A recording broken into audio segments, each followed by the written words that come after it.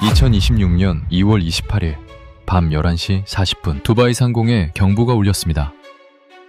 레이더가 포착한 건 100발이 넘는 미사일이었습니다. 도착까지 단 4분. 방공기지에서 요격 미사일이 연달아 발사됐습니다. 하늘에서 폭발이 시작됐습니다. 그리고 층층이 쌓인 방어망이 작동했습니다. 그런데 한 구간이 특별했습니다. 25km에서 35km 사이 가장 위험한 중간 고도에서 삼광이 끊임없이 터지고 있었습니다. 분석가들이 기록을 확인했습니다. 그리고 발견했습니다.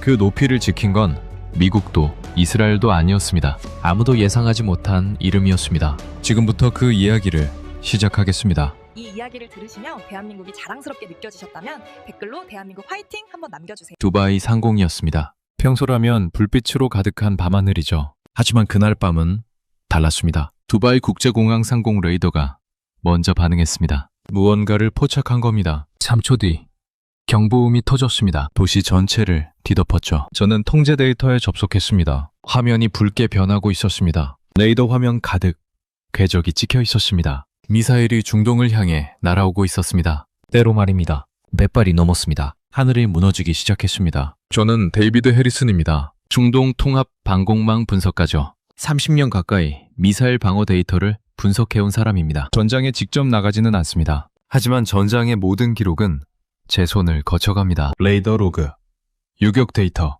교전 기록. 저는 그 숫자들 속에서 진실을 찾아내는 사람입니다. 그날 밤도 마찬가지였습니다. 평소처럼 데이터를 확인하고 있었죠. 그런데 경보가 울렸습니다. 통제실 무전이 퍼져나오기 시작했습니다. 탄도미사일 다수 포착, 접근 속도 고속, 고도 하강 중. 목표는 중동 주요 거점. 저는 화면에서 눈을 떼지 못했습니다. 붉은 궤적들이 계속 늘어나고 있었습니다. 하나씩 나타나는 게 아니었습니다. 동시에 떠올랐습니다. 마치 누군가 하늘에 선을 그어놓은 것 같았죠. 50발, 70발, 100발. 숫자가 계속 올라갔습니다. 저는 손을 멈췄습니다. 30년 동안 이런 화면은 본 적이 없었습니다. 훈련 데이터가 아니었습니다. 시뮬레이션도 아니었습니다. 실제 공격이었습니다. 그것도 전면 공격이었죠. 중동 방공망 전체가 동시에 반응하고 있었습니다. 두바이, 아부다비, 리야드, 도하 모든 레이더가 같은 신호를 잡고 있었습니다. 4분 남았습니다.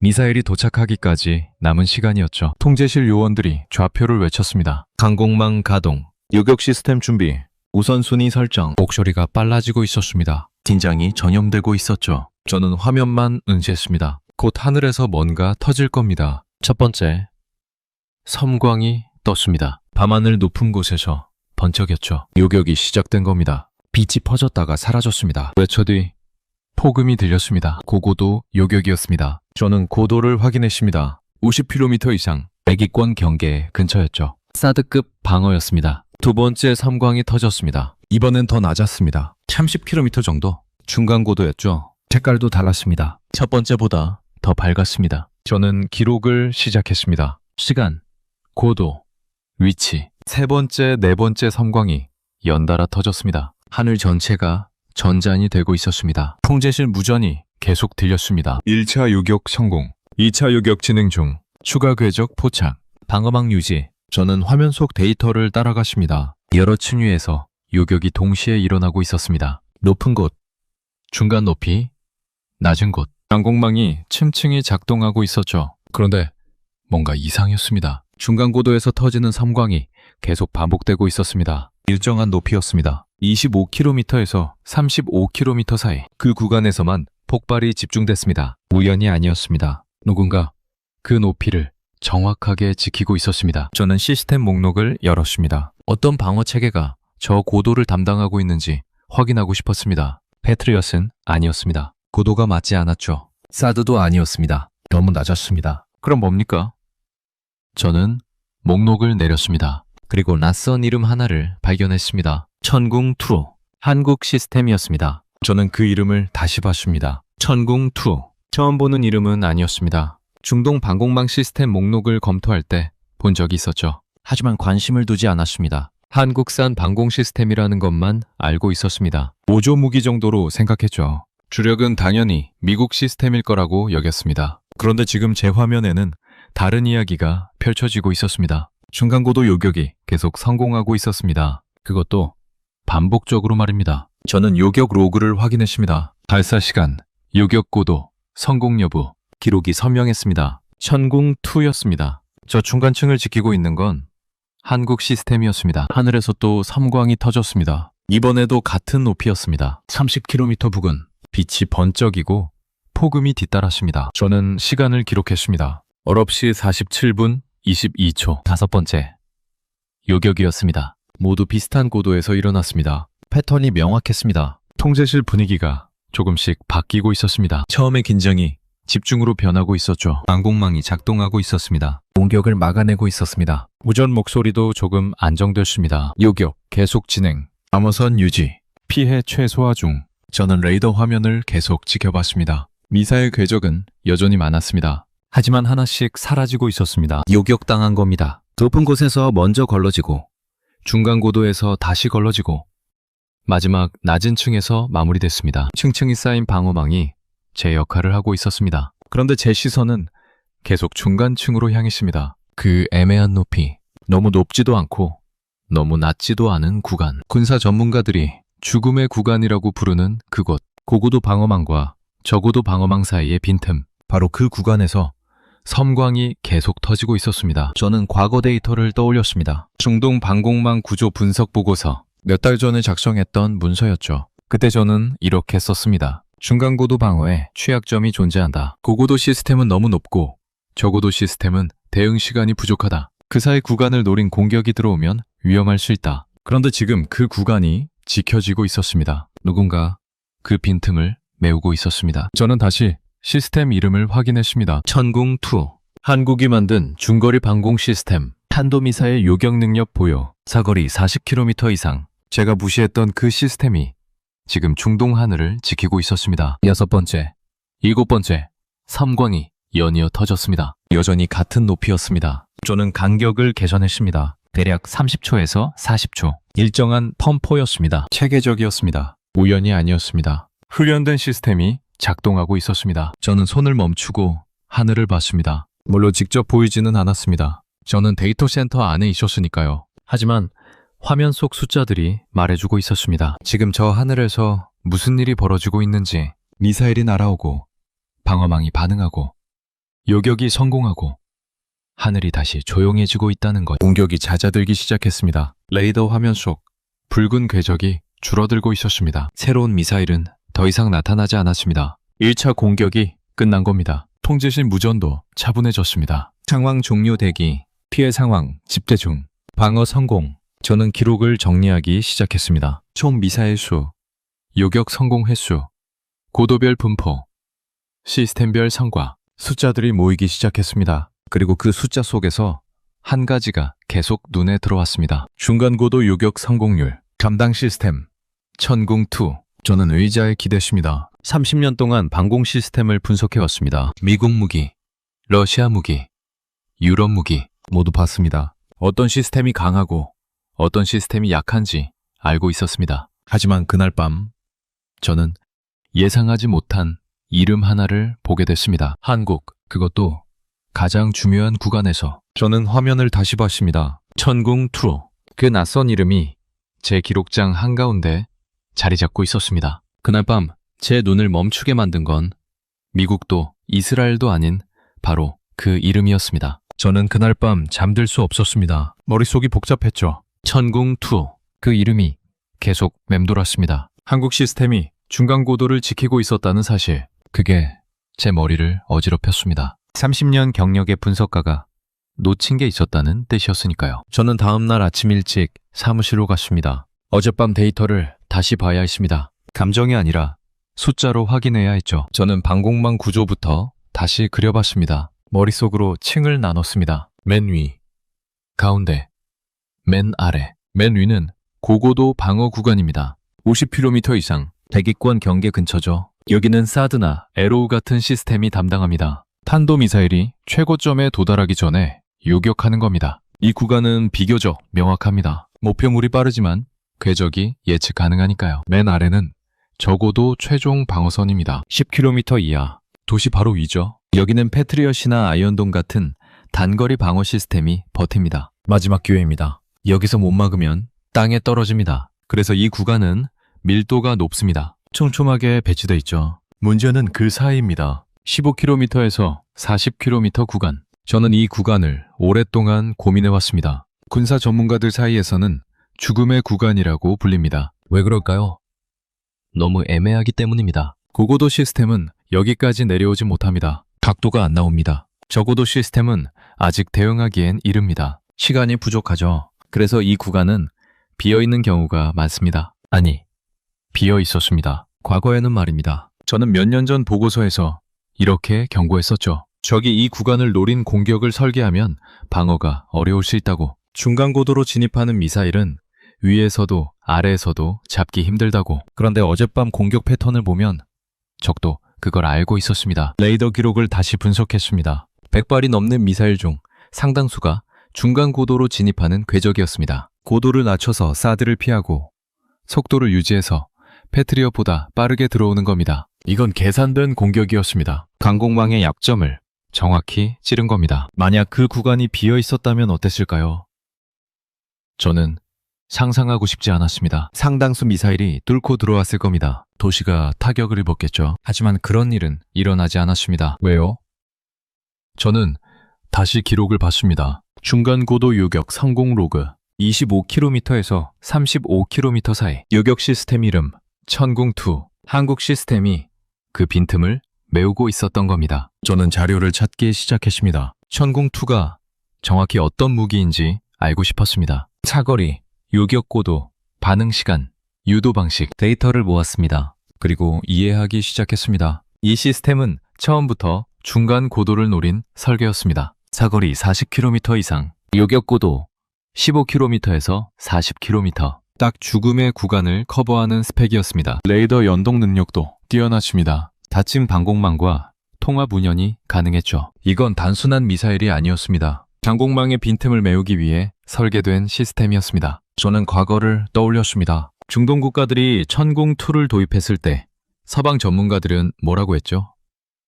가격 때문에 선택한 거라고 했습니다. 미국 시스템보다 싸니까 샀을 거라고 했죠. 저도 그렇게 생각했습니다. 한국 무기는 가성비 좋은 보조 장비 정도라고 여겼습니다. 그런데 틀렸습니다. 가격이 문제가 아니었습니다. 중동 방공망 설계자들은 정확히 알고 있었던 겁니다. 자기들 방어망에 빈틈이 있다는 걸, 그리고 그 빈틈을 메울 수 있는 시스템이 필요하다는 걸. 천궁2는 바로 그 자리를 위해 들어온 무기였습니다. 저는 화면 앞에서 한참을 앉아 있었습니다. 머릿속으로 어젯밤 전투를 재구성했습니다. 미사일이 날아옵니다. 고고도 방어망이 먼저 반응합니다. 리브를 걸러냅니다. 하지만 놓치는 것도 있습니다. 그것들이 고도를 낮춥니다. 중간층으로 진입합니다. 바로 그 순간 천궁2가 작동합니다. 요격 미사일이 발사됩니다. 중간 고도에서 섬광이 터집니다. 막아냅니다. 만약 그 시스템이 없었다면요.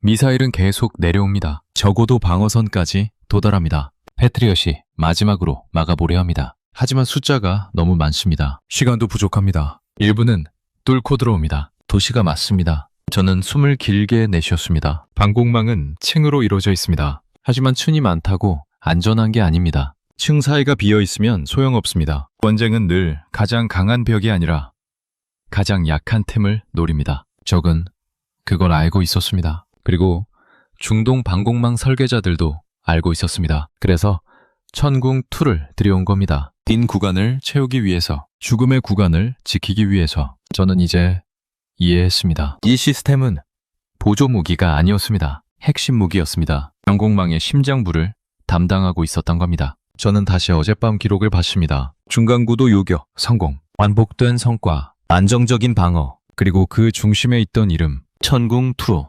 한국이 만든 방공 시스템. 제가 무시했던 그 무기가 가장 위험한 구간을 지키고 있었습니다. 만약 그날 밤 그 빈 구간을 막아내지 못했다면 승부는 달라졌을 겁니다. 하지만 막아냈습니다. 누가요?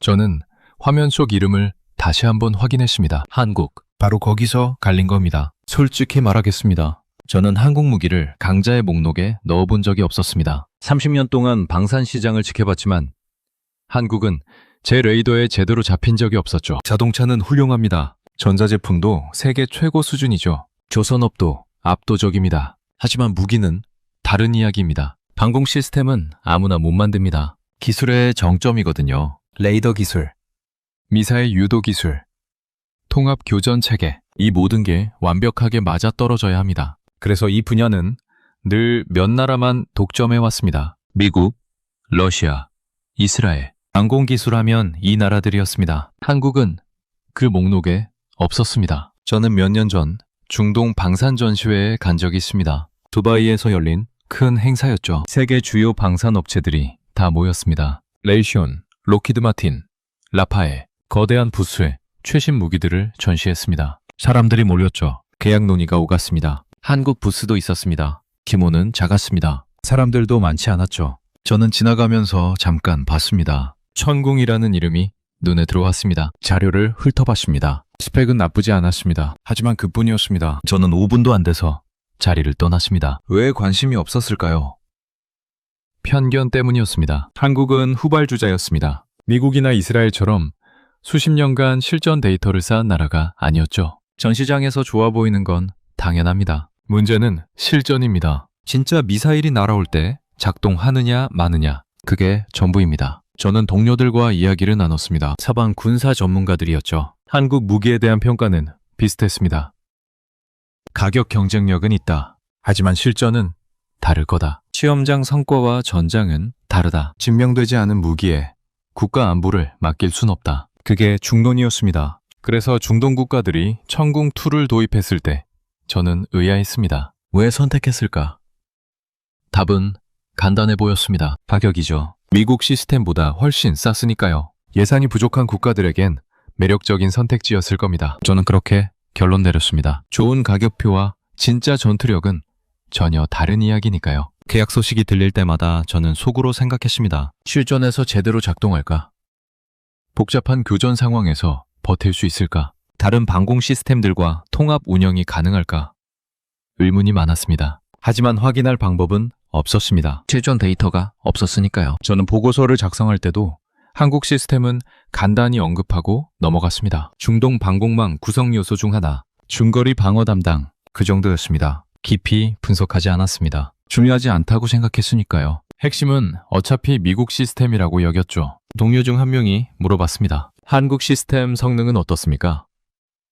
저는 대답했습니다. 카탈로그 스펙은 괜찮습니다. 하지만 전장에서 어떨지는 모르죠. 그는 고개를 끄덕였습니다. 우리는 다른 주제로 넘어갔습니다. 한국 무기는 그 정도 관심거리였습니다. 브리핑 자리에서도 비슷했습니다. 중동 방공망 현황을 설명할 때 저는 주로 패트리엇과 사드를 다뤘습니다. 이게 핵심 전력이라고 강조했죠. 천궁2는 슬라이드 한 장으로 끝냈습니다. 보조 시스템, 중간 고도 담당, 한국산, 청중들도 별 반응이 없었습니다. 그게 제 실수였습니다. 저는 이름만 보고 판단했습니다. 한국이라는 이름이 제 시야를 가렸던 겁니다. 미국도 이스라엘도 아닌 한국, 항공 강국 목록에 없는 나라. 그래서 중요하게 보지 않았습니다. 스펙을 제대로 분석하지도 않았습니다. 전술적 가치를 평가하지도 않았습니다. 하지만 그날 밤 제가 본 건 달랐습니다. 레이더 기록은 거짓말하지 않습니다. 중간구도 요격, 성공, 반복된 패턴, 안정적인 성과, 그리고 그 중심에 있던 이름,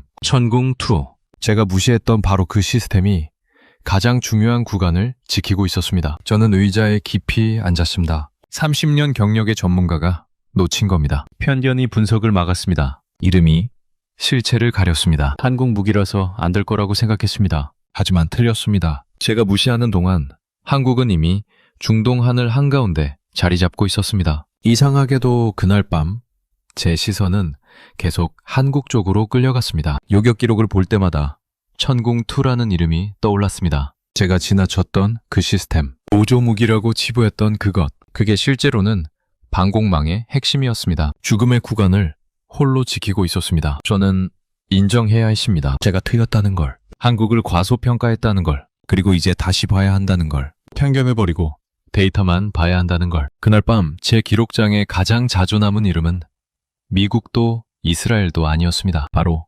한국이었습니다. 사흘이 지났습니다. 저는 여전히 그날 밤 데이터를 들여다보고 있었습니다. 뭔가 놓친 게 있을 것 같았거든요. 천궁2의 요격 기록을 다시 정리했습니다. 시간별로, 고도별로, 위치별로 숫자를 나열하고 패턴을 찾았습니다. 그런데 이상한 점을 발견했습니다. 요격 간격이 너무 일정했습니다. 30초에서 45초 사이. 거의 규칙적이었죠. 우연치고는 너무 정확했습니다. 저는 다른 시스템 기록과 비교했습니다. 패트리엇은 간격이 불규칙했습니다. 상황에 따라 달랐죠. 사드도 마찬가지였습니다. 하지만 천궁2는 달랐습니다. 마치 시계처럼 작동했습니다. 목표물 포착, 발사, 요격, 다음 목표물, 흐름이 끊기지 않았습니다. 이건 단순한 운이 아니었습니다. 훈련된 시스템이었습니다. 실전에 최적화된 체계였죠. 저는 요격 고도를 다시 확인했습니다. 25km에서 35km 모두 그 구간에 집중돼 있었습니다. 저는 계산기를 두드렸습니다.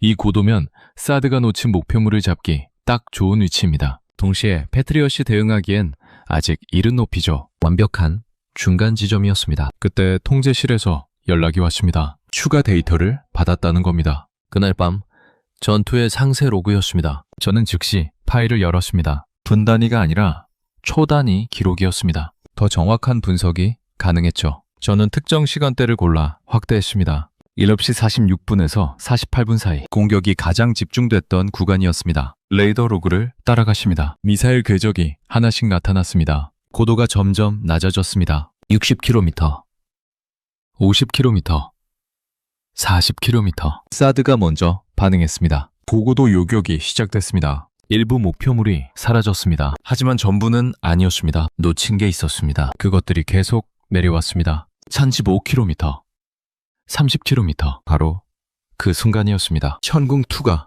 작동했습니다. 발사 기록이 찍혔습니다. 9시 46분 38초 요격 미사일이 올라갔습니다. 12초 뒤 요격 성공 신호가 들어왔습니다. 고도 32km, 중간층 한가운데였습니다. 저는 계속 로그를 따라갔습니다. 두 번째 발사 9시 47분 05초 요격 성공, 고도 28km. 세 번째 발사 샵시 7분 41초 요격 성공, 고도 31km. 패턴이 반복됐습니다. 끊기지 않았습니다. 제가 주목한 건 반응 속도였습니다. 목표물 포착부터 발사까지 걸린 시간 평균 8초에서 10초. 매우 빨랐습니다. 이건 레이더와 발사 체계가 완벽하게 통합되어 있다는 뜻이었습니다. 사람이 판단할 시간도 없습니다. 자동화 시스템이 즉각 반응한 겁니다. 저는 다른 궁금증이 생겼습니다. 천궁2는 몇 발이나 발사했을까? 저는 발사 기록을 전부 세어봤습니다. 그날 밤 휴시간 동안 총 17발, 요격 성공은 15발, 성공률 88%. 저는 숫자를 다시 확인했습니다. 틀림없었습니다. 이건 놀라운 수치였습니다. 실전 요격 성공률 80% 이상이면 최상급입니다. 시험장이 아닙니다. 실제 전장입니다. 미사일이 때로 날아오는 상황입니다. 그 혼란 속에서 88%를 기록했다는 건 시스템이 검증됐다는 뜻이었습니다. 저는 실패한 두 발도 분석했습니다. 왜 놓쳤을까? 로그를 보니 이유가 있었습니다. 한 발은 목표물이 예상보다 빠르게 기동했습니다. 다른 한 발은 동시 목표물이 너무 많아서 우선순위에서 밀렸습니다. 시스템 결함이 아니었습니다. 전술적 판단이었죠. 저는 화면에서 눈을 떼고 창밖을 봤습니다. 30년 동안 수많은 무기 시스템을 평가해봤습니다. 스펙은 화려한데 실전에서 무너지는 것도 많이 봤습니다. 반대로 조용하지만 확실하게 작동하는 것도 있었습니다. 천궁2는 후자였습니다. 이건 우연한 한 발이 아니었습니다. 17발이었습니다. 15번 성공했습니다. 2시간 내내 작동했습니다. 중간 고도를 혼자 지켰습니다. 다른 시스템이 놓친 목표물을 잡아냈습니다. 이게 우연일 수 있습니까? 아닙니다. 실력입니다. 저는 과거 제 보고서를 떠올렸습니다. 천궁2를 보조 시스템이라고 썼던 그 문서. 지금 보니 틀렸습니다. 보조가 아니었습니다. 핵심이었습니다. 항공망에서 가장 위험한 구간을 담당하고 있었습니다. 그리고 완벽하게 해냈습니다. 저는 동료에게 전화를 걸었습니다. 중동 방공 전략 담당자였죠. 그에게 물었습니다. 천궁2 도입 결정은 누가 했습니까? 그는 대답했습니다. 현장 지휘관들이 요청했다고 합니다. 중간고도 방어가 약하다는 걸 알았던 거죠. 그래서 그 구간을 메울 시스템을 찾았고 천궁2를 선택했다고 합니다. 가격 때문이 아니었습니다. 전술적 필요 때문이었습니다. 현장 전문가들은 알고 있었던 겁니다. 이 무기가 어디에 필요한지 저만 몰랐습니다. 책상 앞에 앉아서 이름만 보고 판단했으니까요. 저는 데이터를 다시 정리했습니다. 이번엔 결론이 명확했습니다. 천궁2는 실전에서 검증됐습니다. 중간고도 방어 능력이 입증됐습니다. 88% 성공률, 17발 중 15발 요격, 2시간 연속 작전 수행. 이게 전부 기록으로 남아 있었습니다. 그 순간부터 저는 결과가 아니라 그 무기를 만든 나라가 궁금해지기 시작했습니다. 도대체 한국은 어떻게 이런 시스템을 만들어낸 겁니까? 저는 자료를 찾기 시작했습니다. 한국 방산 역사를 알고 싶었습니다. 천궁2가 어떻게 탄생했는지 궁금했죠. 검색을 시작했습니다.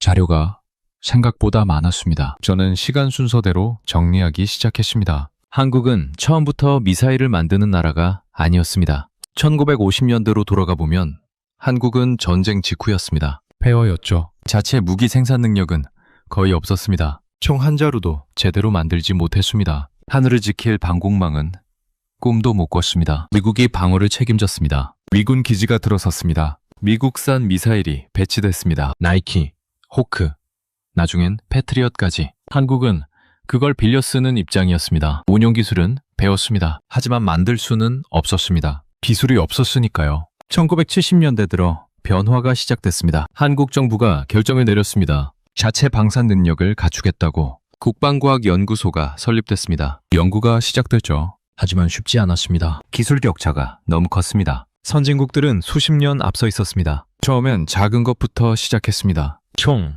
탄약, 장갑차, 기본 무기들이었죠. 미사일은 엄두도 못 냈습니다. 너무 복잡했으니까요. 유도 기술, 추진 기술, 레이더 기술, 모든 게 최첨단이었습니다. 한국엔 없는 기술들이었습니다. 1980년대 중반, 첫 국산 미사일 개발이 시작됩니다. 현무라는 이름이었습니다. 지대지 미사일이었죠. 수많은 실패가 있었습니다. 발사 직후 추락하기도 했습니다. 목표를 벗어나기도 했습니다. 하지만 포기하지 않았습니다. 계속 시험했습니다. 항공 미사일은 더 어려웠습니다. 날아오는 미사일을 맞춰야 하니까요. 움직이는 목표를 추적하는 레이더가 필요했습니다. 초고속으로 유도하는 기술이 필요했습니다. 모든 게 실시간으로 작동해야 했습니다. 한치의 오차도 용납되지 않았습니다. 1990년대 후반, 천궁 개발 프로젝트가 시작됩니다. 목표는 명확했습니다. 중거리 방공 시스템 국산화, 패트리엇 수준의 성능. 하지만 독자 기술로 쉬운 목표가 아니었습니다. 많은 전문가들이 회의적이었습니다. 한국이 할 수 있겠냐고 물었습니다.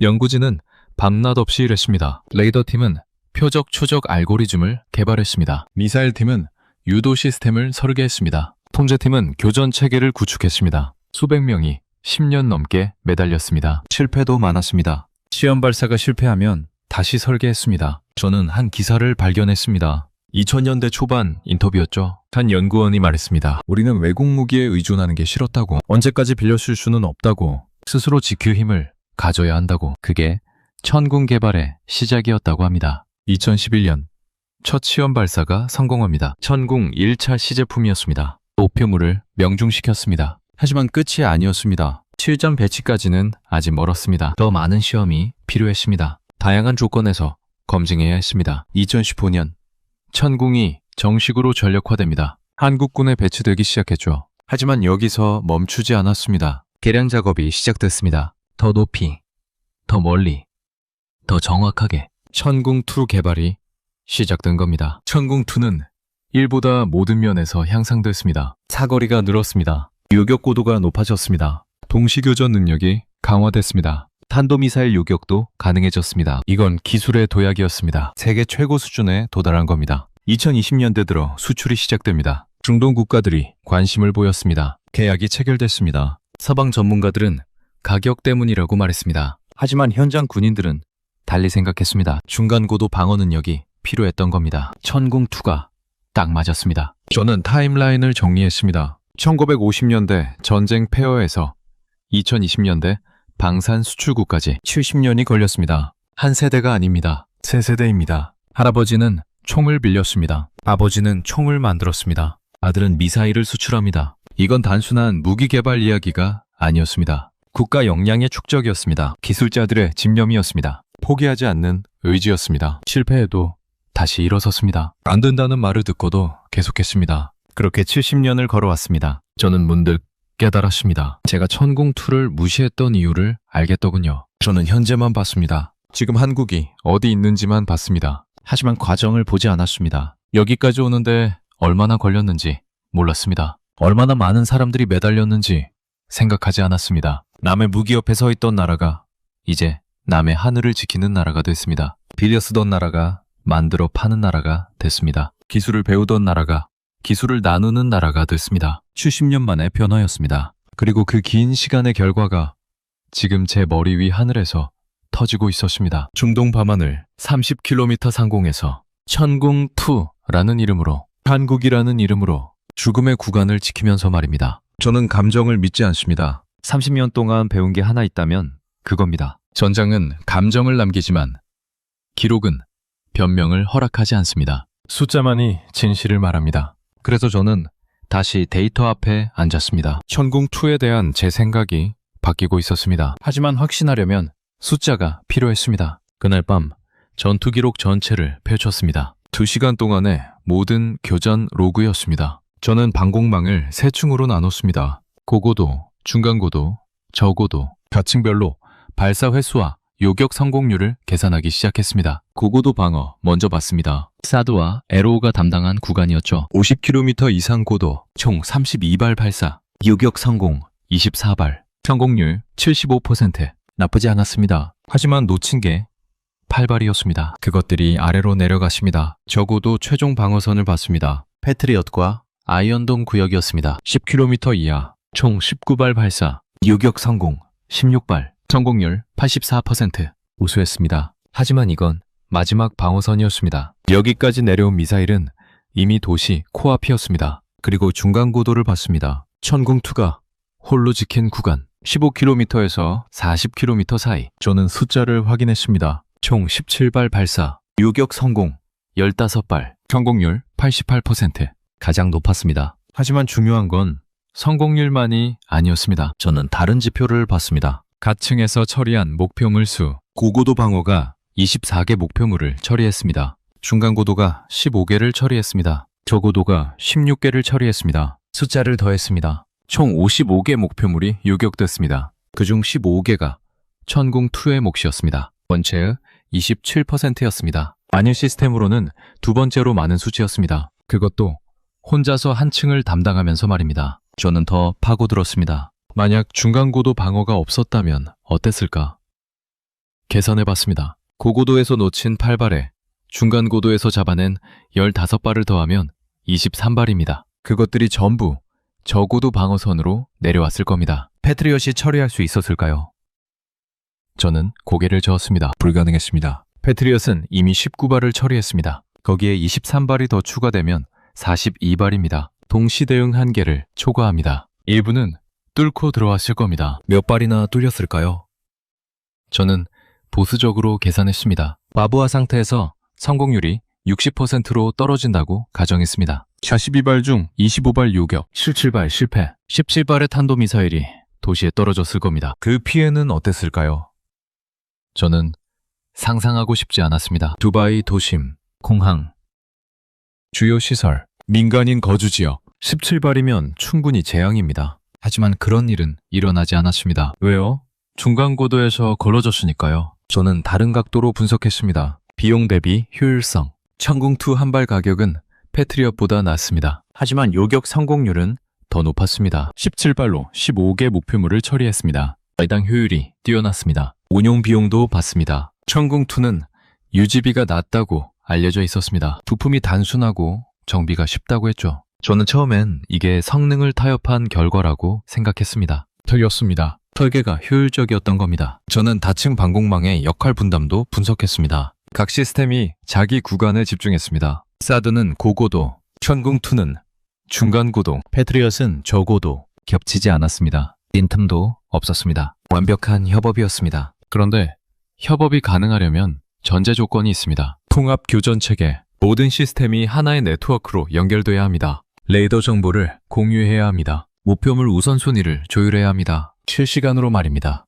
천궁2는 그게 됐습니다. 미국 시스템, 이스라엘 시스템과 완벽하게 통합됐습니다. 이건 기술적으로 어려운 일입니다. 각국 시스템은 표준이 다릅니다. 통신 프로토콜이 다릅니다. 그걸 맞춰야 합니다. 한국이 헤맸습니다. 저는 최종 결론을 내리기 시작했습니다. 스프레드시트에 숫자를 정리했습니다. 발사 횟수, 요격 성공, 담당 부여, 처리 목표물, 성공률, 비용 효율, 모든 지표에서 천궁2는 합격점이었습니다. 아니, 합격을 넘어섰습니다. 우수했습니다. 이건 우연한 한 발의 성공이 아니었습니다. 17발이었습니다. 15번 낮췄습니다. 2시간 내내 작동했습니다. 다른 시스템과 완벽히 협업했습니다. 가장 위험한 구간을 혼자 지켰습니다. 이게 우연입니까?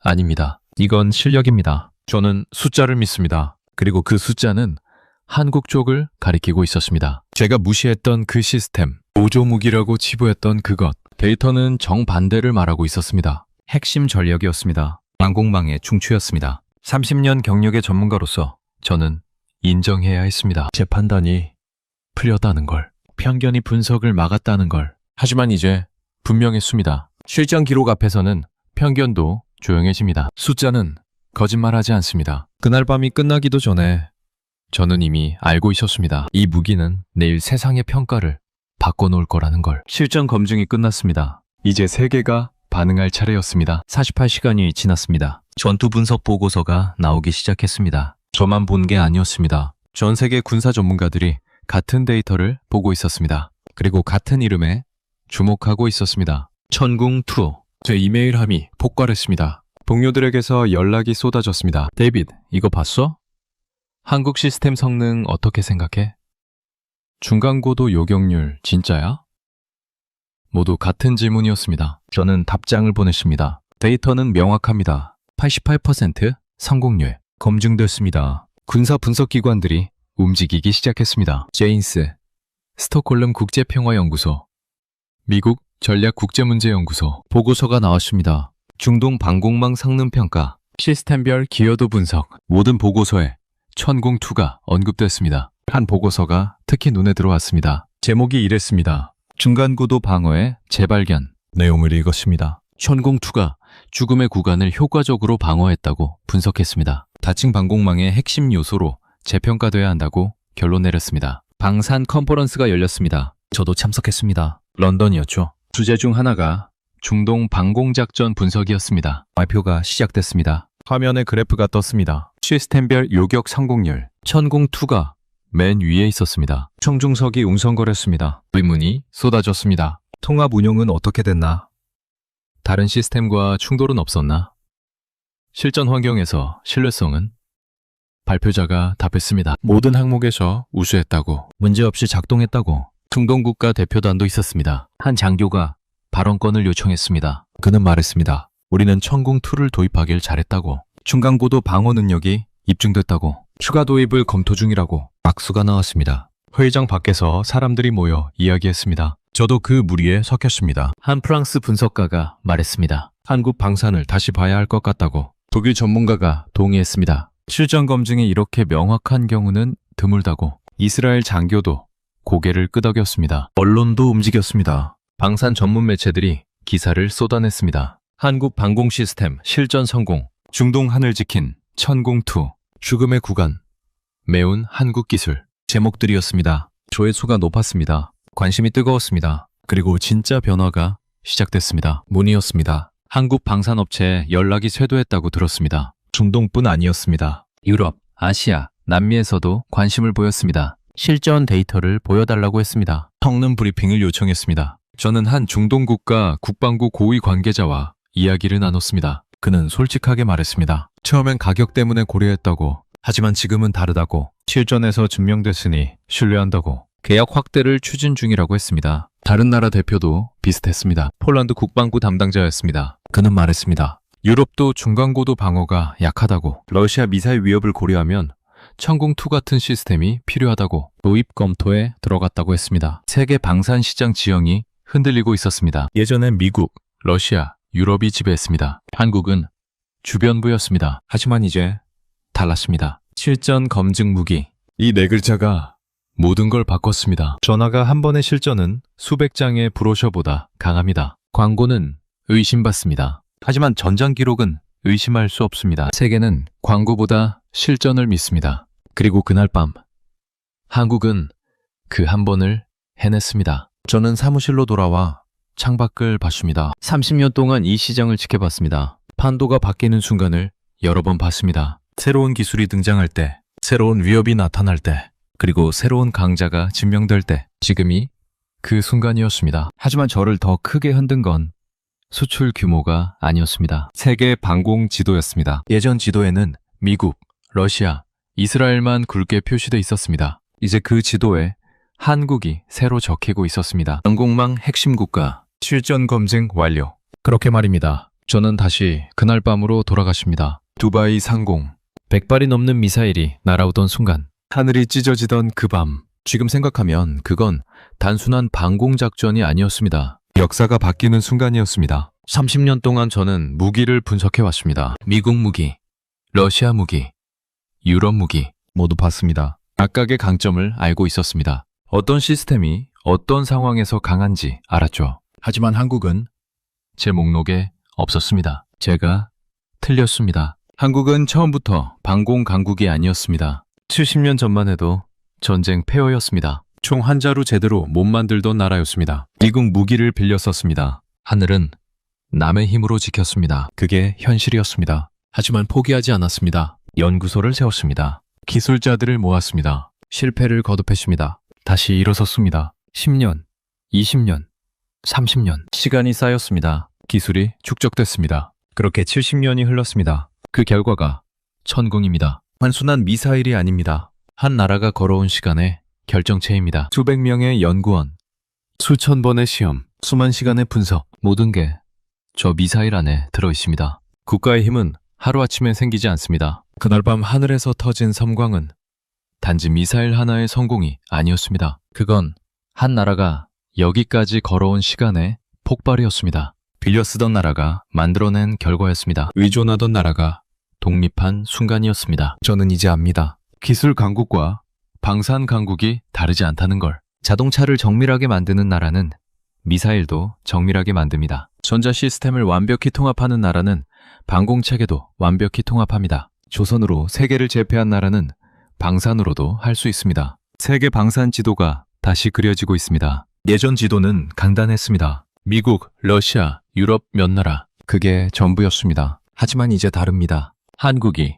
그 지도에 새로 적혔습니다. 방공기술 보유국, 실전 검증 완료, 수출 증명 끝. 그렇게 말입니다. 더 중요한 건 미래입니다. 천궁2로 끝이 아닙니다. 한국은 계속 개발하고 있습니다. 더 높은 고도, 더 빠른 속도, 더 넓은 범위, 천궁3도 개발 중이라고 들었습니다. 멈추지 않는 겁니다. 이게 진짜 강국의 모습입니다. 저는 보고서를 마무리하고 있습니다. 제목은 이렇습니다. 중동 방공작전 분석과 한국 방공 시스템 재평가. 결론은 명확합니다. 천궁2는 실전에서 검증됐다. 중간고도 방어의 핵심이다. 세계 방공 시장의 새로운 강자다. 동료들이 물어봅니다. 한국 무기 어떻게 생각하냐고. 저는 이제 확신을 갖고 대답합니다. 더 이상 무시할 수 없다고. 실전이 증명했다고. 숫자가 말하고 있다고. 편견을 버려야 한다고.